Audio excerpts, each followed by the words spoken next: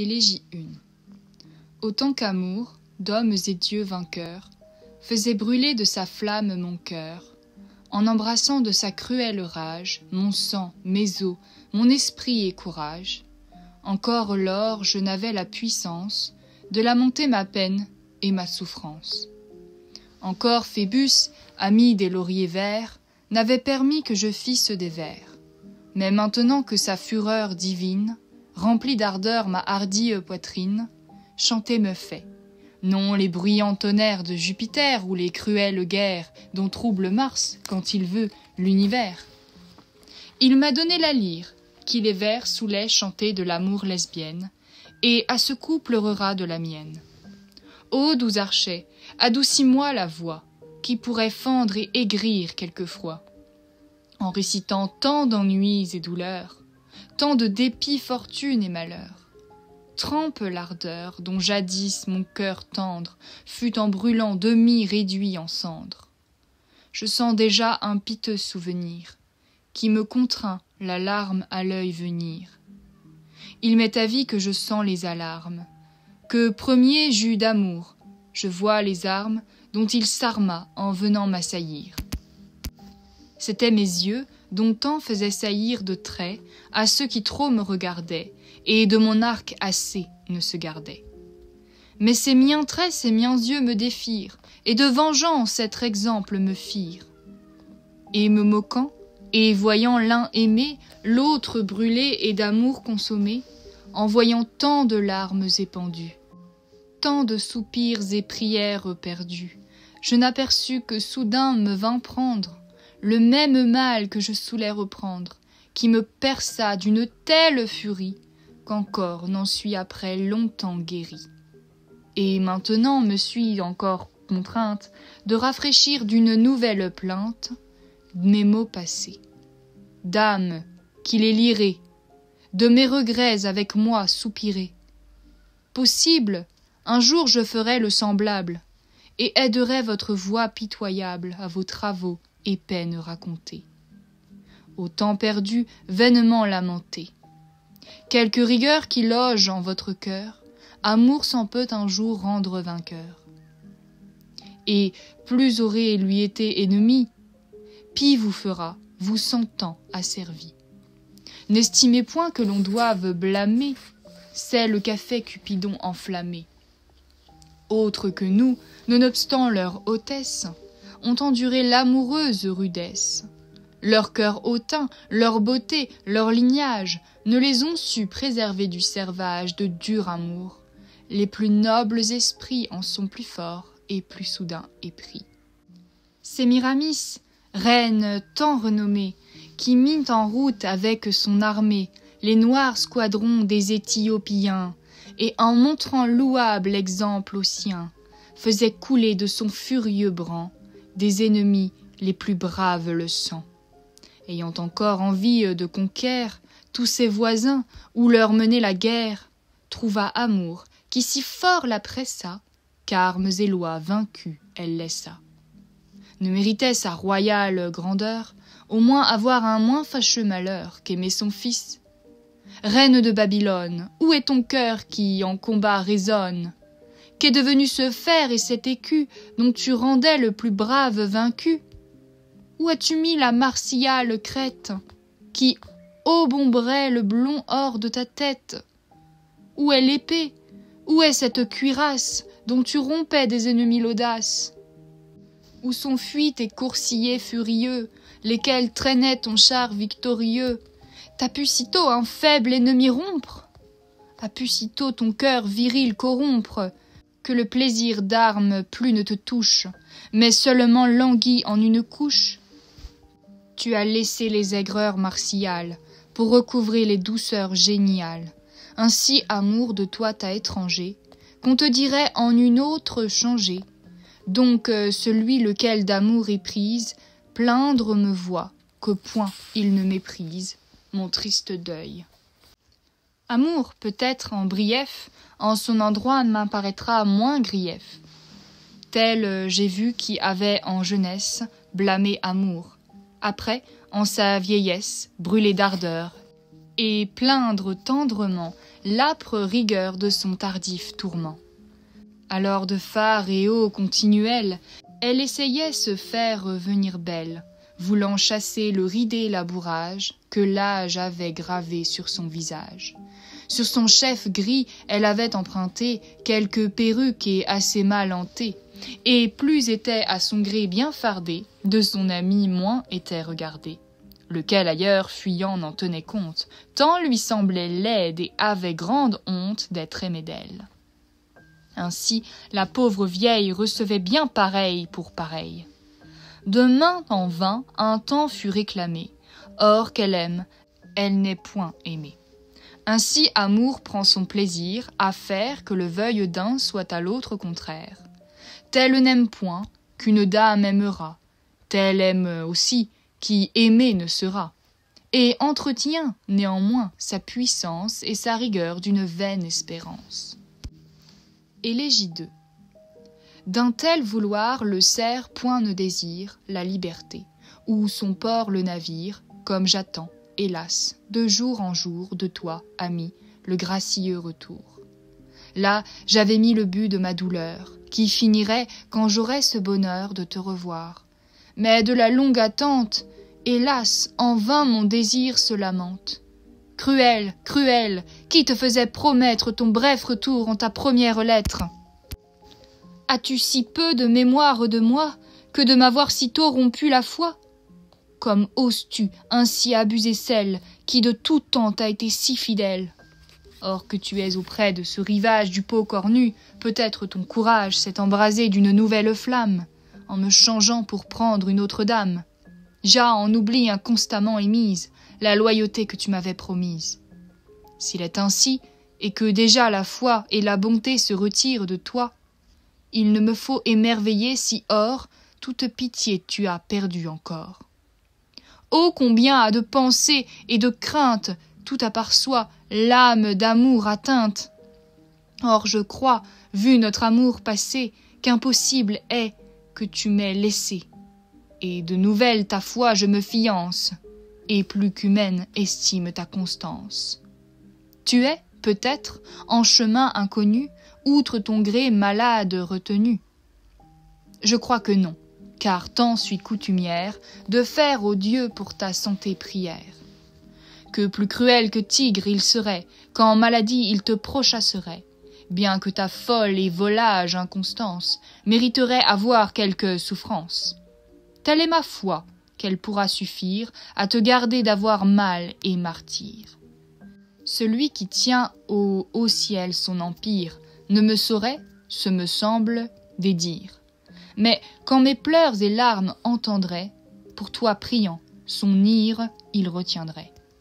J'ai de tout temps vécu en son service, sans me sentir coupable d'autre vice que de t'avoir bien souvent en son lieu, d'amour forcé, adoré comme un dieu. Déjà 2 fois depuis le promis terme de ton retour, Phébé ses cornes ferme, sans que de bonne ou mauvaise fortune, de toi, ami, j'ai nouvelle aucune. Si toutefois, pour être énamouré en autre lieu, tu as tant demeuré, si sais-je bien que ta mie nouvelle, à peine aura le renom d'être telle, soit en beauté, vertu, grâce et faconde, comme plusieurs gens savants par le monde, m'ont fait à tort, se crois-je, être estimé. Mais qui pourra garder la renommée? Non seulement en France suis flatté, et beaucoup plus que neveu exalté.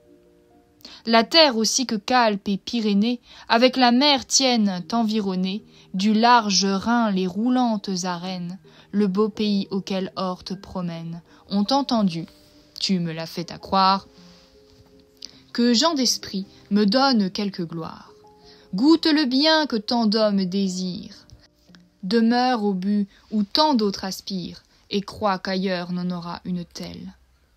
Je ne dis pas qu'elle ne soit plus belle, mais que jamais femme ne t'aimera, ni plus que moi d'honneur te portera. Maint grand seigneur à mon amour prétendent, et à me plaire et servir près se rendent. Joutes et jeux, maintes belles devises, en ma faveur sont par eux entreprises. Et néanmoins, tant peu je m'en soucie, que seulement ne les en remercie. Tu es tout seul, tout mon mal et mon bien, avec toi tout, et sans toi je n'ai rien. Et n'ayant rien qui plaise à ma pensée, de tout plaisir me trouve délaissé, et pour plaisir, ennui saisir me vient. Le regretter et pleurer me convient. Et sur ce point entre en tel déconfort que 1000 fois je souhaite la mort. Ainsi, ami, ton absence lointaine, depuis 2 mois, me tient en cette peine, ne vivant pas, mais mourant d'une amour, lequel m'oxy 10 000 fois le jour. Reviens donc tôt, si tu as quelque envie de me revoir encore un coup en vie, et si la mort avant ton arrivée a de mon corps l'aimante âme privée. Au moins un jour vient, habillé de deuil, environner le tour de mon cercueil. Que plût à Dieu que l'or fussent trouvés ces 4 vers en blanc marbre engravés. Par toi, ami, tant véqui enflammé, quand languissant par feu suis consumé, qui couve encore sous ma cendre embrasée, si ne la rend de tes pleurs apaisée. Élégie 3. Quand vous lirez, ô dame lyonnoise, ces miens écrits pleins d'amoureuses noises, quand mes regrets, ennuis, dépits et larmes m'auraient chanté en pitoyable carme, ne veillez point condamner ma simplesse et jeune erreur de ma folle jeunesse, si c'est erreur. Mais qui dessous les cieux se peut vanter de n'être vicieux? L'un est content de sa sorte de vie et toujours porte à ses voisins envie. L'un forcenant de voir la paix en terre, par tout moyen tâche y mettre la guerre. L'autre, croyant pauvreté être vice, à autre Dieu corps ne fait sacrifice. L'autre, sa foi parjure, il emploiera à décevoir quelqu'un qui le croira. L'un, en mentant de sa langue lézarde, mit le brocard sur l'un et l'autre darde. Je ne suis point sous ces planètes nées, qui m'eussent pu tant faire infortuné. Onc ne fut mon œil mari de voir chez mon voisin mieux que chez moi pleuvoir. Onc ne mit noise ou discord entre amis. À faire gain jamais ne me soumit. Mentir, tromper et abuser autrui, tant m'a déplu que médire de lui. Mais si en moi rien y a d'imparfait, qu'on blâme amour, c'est lui seul qui l'a fait. Sur mon vert âge en c'est là qu'il me prit, lors qu'exerçait mon corps et mon esprit, en 1000 et 1000 œuvres ingénieuses, qu'en peu de temps me rendit ennuyeuse. Pour bien savoir avec l'aiguille peindre, j'eusse entrepris la renommée éteindre, de celle-là qui, plus docte que sage, avec Pallas comparait son ouvrage. Qui m'eût vu lors en armes fier aller, porter la lance et bois faire voler, le devoir faire en lestour furieux, piquer, volter le cheval glorieux. Pour Bradamante ou la haute Marfise, sœur de Roger, il m'eût possible prise. Mais quoi? Amour ne put longuement voir, mon cœur n'aimant que Mars et le savoir, et me voulant donner autre souci, en souriant, il me disait ainsi. Tu penses donc, ô lyonnaise dame, pouvoir fuir par ce moyen ma flamme. Mais non fera, j'ai subjugué les dieux en bas enfers, en la mer et en cieux. Et penses-tu que n'ait tel pouvoir sur les humains de leur faire savoir qu'il n'y a rien qui de ma main échappe? Plus fort se pense, et plus tôt je le frappe. De me blâmer quelquefois tu n'as honte, en te fiant en Mars dont tu fais compte. Mais maintenant, vois si pour persister en le suivant me pourra résister. Ainsi parlait, et tout échauffé dire, hors de sa trousse une sagette il tire, et décochant de son extrême force, droit la tira contre ma tendre écorce. Faible harnais pour bien couvrir le cœur, contre l'archer qui toujours est vainqueur.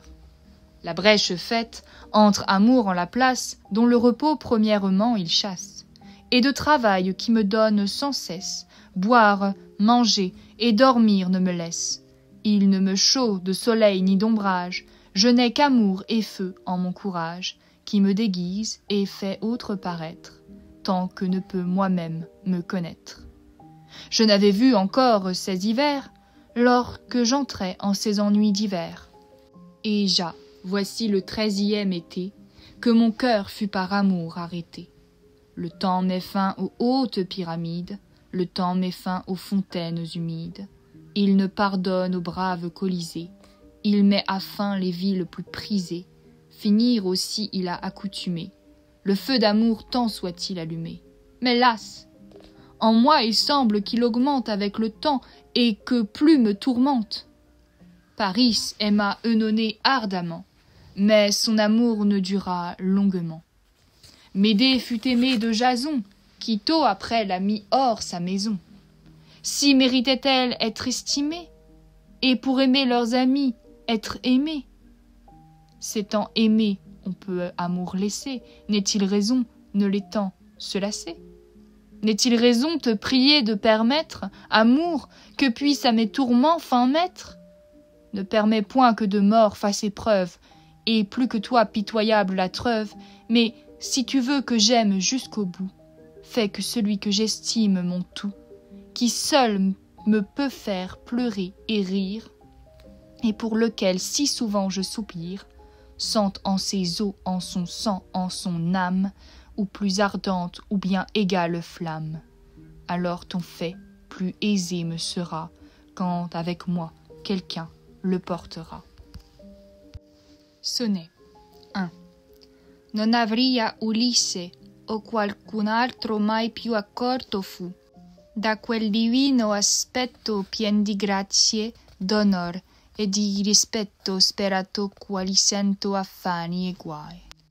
Pur, amor, coi begli occhi tuffatai tal piaga dentro al mio innocente petto, di cibo e di calor già tuo ricetto, che rimedio non bè si tu nel dai.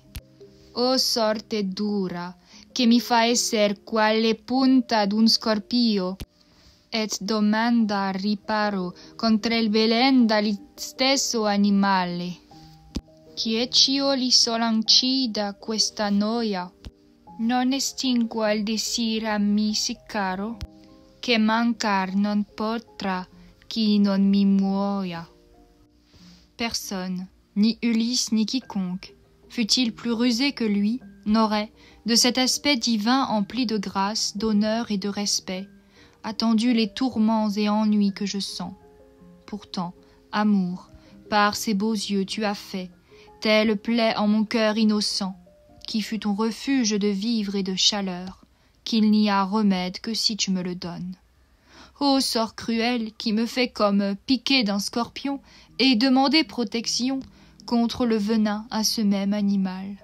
Je lui demande qu'il fasse cesser cette peine, mais n'éteigne pas ce désir qui m'est si cher, qu'il ne pourra faire défaut sans que je meure. 2.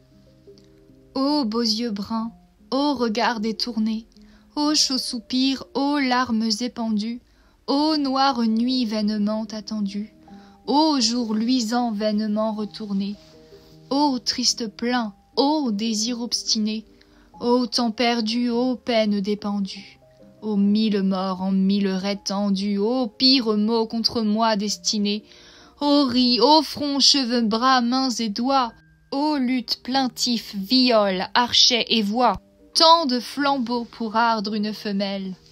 De toi me plains que tant de feux portant, en tant d'endroits disseux mon cœur t'attend, n'en est sur toi volé quelque étincelle. 3. Ô long désir, ô espérance vaine, triste soupir et larmes coutumières, a engendré de moi maintes rivières, dont mes deux yeux sont sources et fontaines.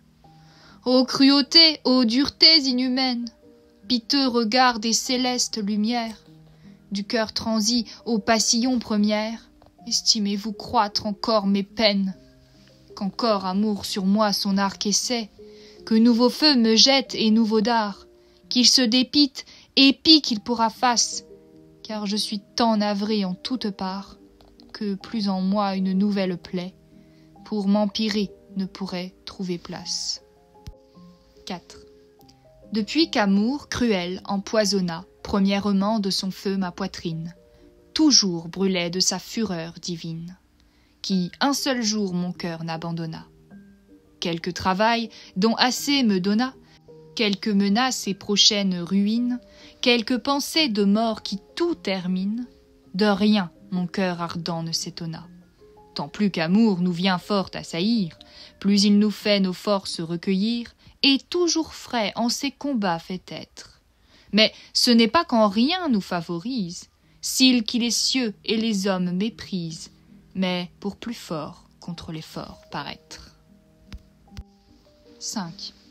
Claire Vénus, qui erre par les cieux, entends ma voix qui en plein chantera, tant que ta face au haut du ciel luira, son long travail et soucis ennuyeux. Mon œil veillant s'attendrira bien mieux, et plus de pleurs te voyant jettera. Mieux mon lit molle de larmes baignera, de ses travaux voyant témoin tes yeux. Donc des humains sont les lassés esprits, de doux repos et de sommeil épris. J'endure mal tant que le soleil luit, et quand je suis quasi toute cassée, et que me suis mise en mon lit lassée, crier me faut mon mal toute la nuit. 6. 2 ou 3 fois bien heureux le retour de ce clair astre, et plus heureux encore ce que son œil de regarder honore, que celle-là recevrait un bonjour, qu'elle pourrait se vanter d'un bon tour, qui baiserait le plus beau don de Flore, le mieux sentant que jamais vit Aurore, et y ferait sur ses lèvres séjour. C'est à moi seul à qui ce bien est dû, pour tant de pleurs et tant de temps perdus. Mais, le voyant, tant lui ferait de fête, tant emploierait de mes yeux le pouvoir, pour dessus lui plus de crédit avoir, qu'en peu de temps ferait grande conquête. 7. On voit mourir toute chose animée, lors que du corps l'âme subtile part, je suis le corps, toi la meilleure part. Où es-tu donc, ô âme bien-aimée? Ne me laissez par si longtemps pas aimer, pour me sauver après viendrait trop tard. Las, ne mets point ton corps en ce hasard, rends-lui sa part et moitié estimée.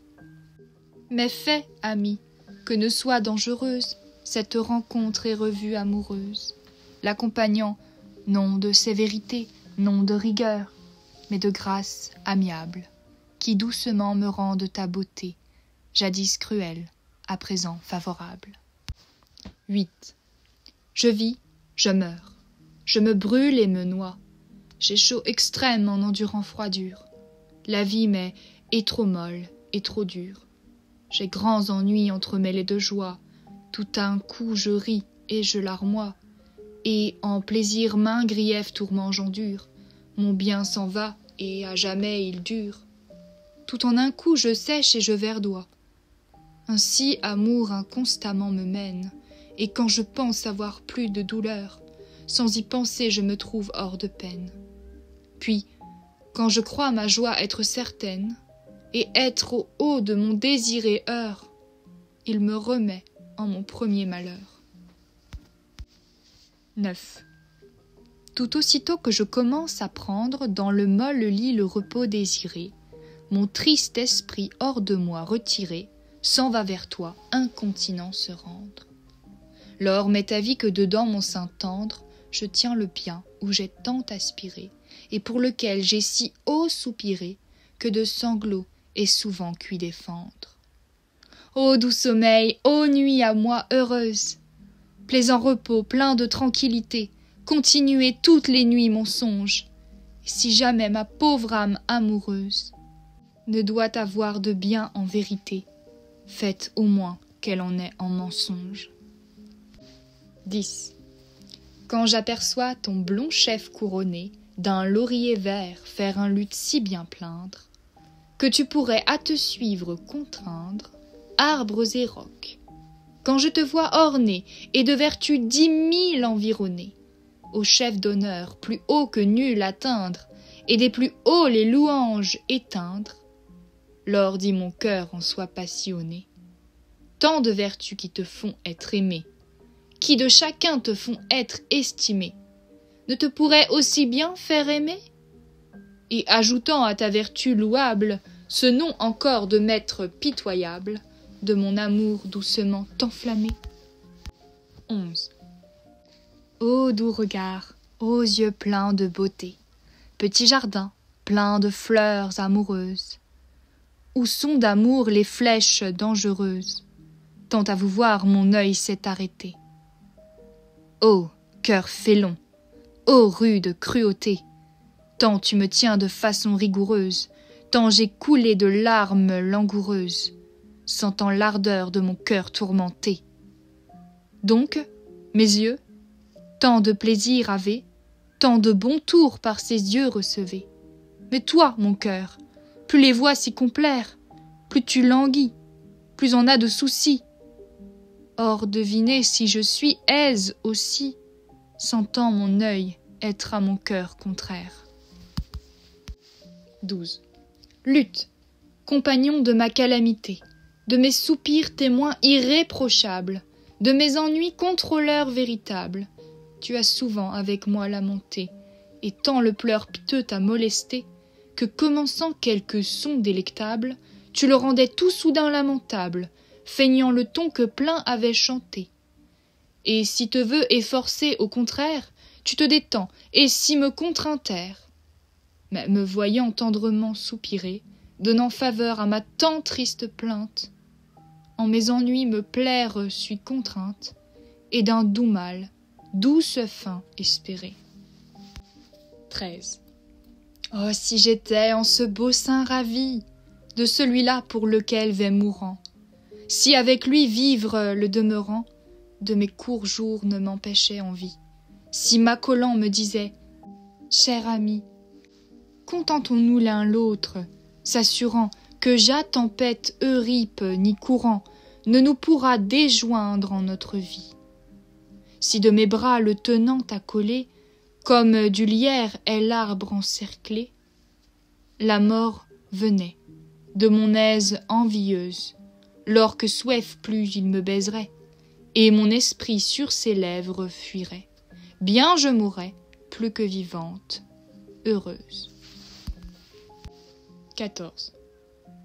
Tant que mes yeux pourront larmes épandre, à l'heure passée avec toi regretter, et qu'aux sanglots et soupirs résister pourra ma voix, et un peu faire entendre, tant que ma main pourra les cordes tendre du mignard luth pour tes grâces chanter, tant que l'esprit se voudra contenter de ne vouloir rien fort que toi comprendre, je ne souhaite encore point mourir. Mais quand mes yeux je sentirai tarir, ma voix cassée et ma main impuissante, et mon esprit en ce mortel séjour, ne pouvant plus montrer signe d'amante, prierait la mort noircir mon plus clair jour. 15. Pour le retour du soleil honoré, le zéphyr, l'air serein, lui appareille, et du sommeil l'eau et la terre éveillent, qui les gardait l'une de murmurer, en doux coulant, l'autre de se parer, de maintes fleurs de couleurs non pareilles. Ja les oiseaux en arbres font merveille, et aux passants font l'ennui modéré. Les nymphes, ja en 1000 jeux s'ébattent, au clair de lune, et dansant l'herbe abattent. Veux-tu, zéphyr, de ton heure me donner, et que par toi toutes me renouvellent? Fais mon soleil de vers moi retourner, et tu verras s'il ne me rend plus belle. 16. Après qu'un temps la grêle et le tonnerre ont le haut mont de Caucase battu, le beau jour vient, de lueurs revêtu. Quand Phébus à son cerne fait en terre, et l'océan il regagne à grande air, sa sœur se montre avec son chef pointu.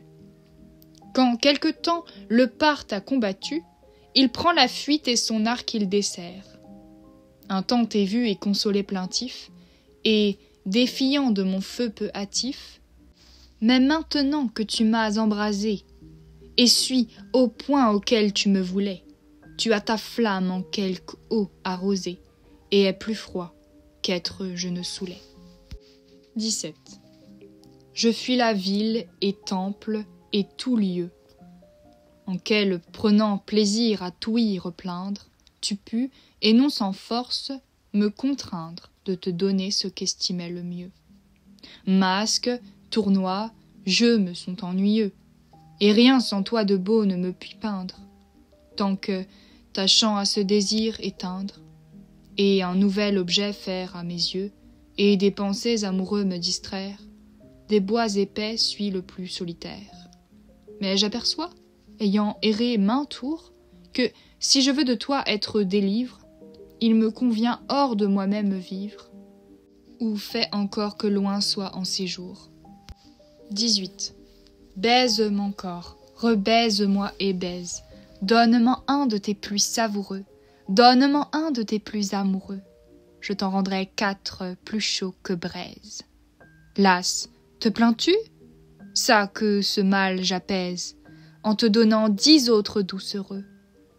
Ainsi, mêlant nos baisers tant heureux, jouissons-nous l'un de l'autre à notre aise. Lors, double vie à chacun en suivra. Chacun en soi et son ami vivra. Permets, amour, penser quelque folie. Toujours suis mal, vivant discrètement, et ne me puis donner contentement, si hors de moi ne fait quelque saillie. 19. Diane, étant en l'épaisseur d'un bois, après avoir maintes bêtes assénées, prenant le frais de nymphes couronnées, j'allais rêvant comme fait maintes fois, sans y penser, quand j'ouïs une voix qui m'appela, disant « Nymphe étonnée, que ne t'es-tu vers Diane tournée ?» Et me voyant sans arc et sans carquois, qu'as-tu trouvé, ô compagne, en ta voix, qui de ton arc et flèche est fait proie? Je m'animais, réponds-je, à un passant, et lui jetais en vain toutes mes flèches, et l'arc après, mais lui les ramassant et les tirant me fit sang et sans brèche. 20. Prédit me fut que devait fermement un jour aimer celui dont la figure me fut décrite, et sans autre peinture le reconnus qu'en vie premièrement. Puis, le voyant aimer fatalement, pitié je pris de sa triste aventure, et tellement je forçai ma nature, qu'autant que lui aimait ardentement. Qui n'eût pensé qu'en faveur devait croître ce que le ciel et destin firent naître? Mais quand je vois si nubileux après, vent si cruel et tant horrible orage, je crois qu'étaient les infernaux arrêts qui de si loin mourdissaient ce naufrage. 21. Quelle grandeur rend l'homme vénérable, quelle grosseur, quel poil, quelle couleur! Qui est des yeux le plus emmielleur? Qui fait plutôt une plaie incurable? Quel chant est plus à l'homme convenable? Qui plus pénètre en chantant sa douleur? Qui un doux luth fait encore meilleur? Quel naturel est le plus amiable? Je ne voudrais le dire assurément, ayant amour forcé mon jugement, mais je sais bien, et d'autant je m'assure, que tout le beau que l'on pourrait choisir, et que tout l'art qui est de la nature, ne me saurait accroître mon désir. 22. Luisant soleil, que tu es bien heureux de voir toujours de ta mie la face. Et toi, sa sœur, qu'Endymion embrasse, tant te repaît de miel amoureux. Mars voit Vénus, Mercure aventureux, de ciel en ciel, de lieu en lieu se glace, et Jupiter remarque en maintes places ses premiers ans plus gais et chaleureux. Voilà du ciel la puissante harmonie, qui les esprits divins ensemble lie. Mais s'ils avaient ce qu'ils aiment lointain, leur harmonie et ordre irrévocable se tourneraient en erreurs variables, et comme moi, travailleraient en vain. 23. Las, que me sert que si parfaitement loua jadis et ma tresse dorée, et de mes yeux la beauté comparée à deux soleils, dont amour finement tira les traits cause de ton tourment? Où êtes-vous, pleurs de peu de durée, et mort par qui devait être honoré ta ferme amour et itéré serment? Donc c'était le but de ta malice, de m'asservir sous ombre de service. Pardonne-moi, ami, à cette fois, étant outré et de dépit et dire, mais je m'assure, quelque part que tu sois, qu'autant que moi tu souffres de martyre. 24.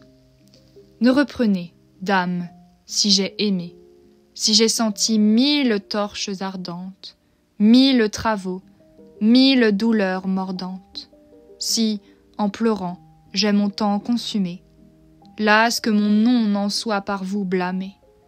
Si j'ai failli, les peines sont présentes, n'aigrissez point leurs pointes violentes. Mais estimez qu'amour, à point nommé, sans votre ardeur d'un Vulcain excusé, sans la beauté d'Adonis accusé, pourra, s'il veut, plus vous rendre amoureuse. Et ayant moins que moi d'occasion, et plus d'étranges et fortes passions, et gardez-vous d'être plus malheureuse. De Alosiae labeae osculis. Iam non canoras paegasidas tuis, asuesque votis, nil tibi cuntius fontisue dircae requesus profuerint, vel in anis evan, sed tu labeae basia candidae, imbuta poscas nectare, quae rosas spirant amaracosque molles, et violas arabumque succos. Non illa summis dispereunt labris, sed qua reclusis obilicibus patet. Inerme pectus, suae volentis oris aculeolo calescit. Illo medullae protinus avestuant, et dissolutis spiritus omnibus, nodis in ore suaiantis lenius emoritur labeae. Hoc plenus ostro, dicere seu lubet sectis puellas ungibus acriter depraeliantes, aut inustam dente notam labiis querenteis. Coelive motus et redeuntia, anni vicissim tempora. Nec suo fulgore lucentem dianam, suderibus sue pollos micanteis, dignum labeae basiolis mellos, quod voce mistis cum fidibus canat, dices coronatus quod aureis, que cropias latiasque pungat. Des baisers de Louise Labbé. Renonce désormais à ton habitude d'invoquer les muses mélodieuses. Ni Apollon, ni l'abord secret de la fontaine de Dircé, ni le vin Bacchus ne te seront d'aucun secours. Réclame plutôt à la blanche Labbé des baisers pleins de nectar qui exhalent le parfum des roses, des tendres marjolaines, des violettes et les senteurs d'Arabie. Ces baisers ne meurent point au bord des lèvres, le cœur désarmé s'y offre, toute barrière abaissée, et s'enflamme sous l'aiguillon pénétrant d'une bouche à l'odeur suave. Par lui, instantanément, les moelles s'échauffent, et l'esprit, libéré de tous ses liens, vient mourir doucement sur la bouche suave de l'abbé. C'est là que tu t'empliras d'enthousiasme, quoi que tu veuilles chanter, les jeunes filles aux ongles coupés qui se jettent au combat avec ardeur, ou celles qui se plaignent de la trace laissée par la dent sur leurs lèvres, soit les mouvements des cieux et le retour des saisons, soit Diane brillant d'une splendeur empruntée, soit les pôles étincelants d'étoiles, ce chant sera digne des baisers de l'abbé, digne d'être chanté d'une voix mêlée à la lyre. Poète couronné, tu sauras dire ce qui point les oreilles des Grecs et des Latins.